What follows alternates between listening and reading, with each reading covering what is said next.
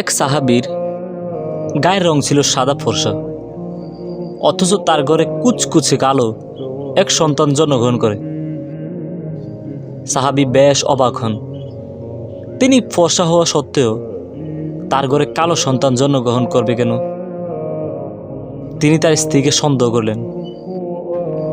তিনি ভাবলেন তার স্ত্রী কি তার সাথে প্রতারণা করলেন। রাসূলুল্লাহ সাল্লাল্লাহু আলাইহি ওয়াসাল্লামের কাছে অভিযোগ নিয়ে গেলেন তিনি। ইয়া রাসূলুল্লাহ সাল্লাল্লাহু আলাইহি ওয়াসাল্লাম,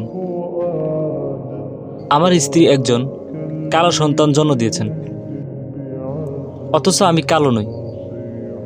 সেই সাহাবী যা বুঝাতে চেয়েছেন তাই স্পষ্ট। তিনি স্ত্রীর ব্যাপারে সন্দেহ করলেন।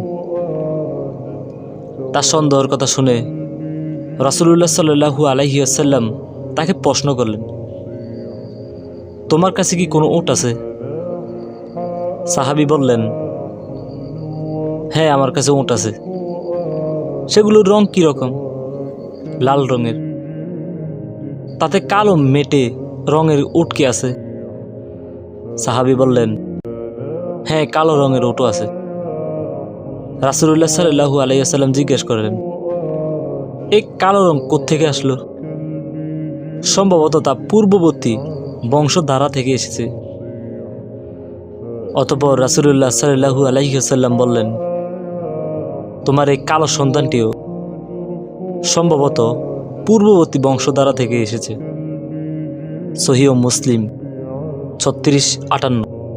সাহাবী এসেছিলেন স্ত্রীর ব্যাপারে মন্দ ধারণা নিয়ে। রাসূলুল্লাহ সাল্লাল্লাহু আলাইহি ওয়াসাল্লাম বাস্তব একটি উদাহরণ দিয়ে সাহাবীর সংশয় দূর করলেন।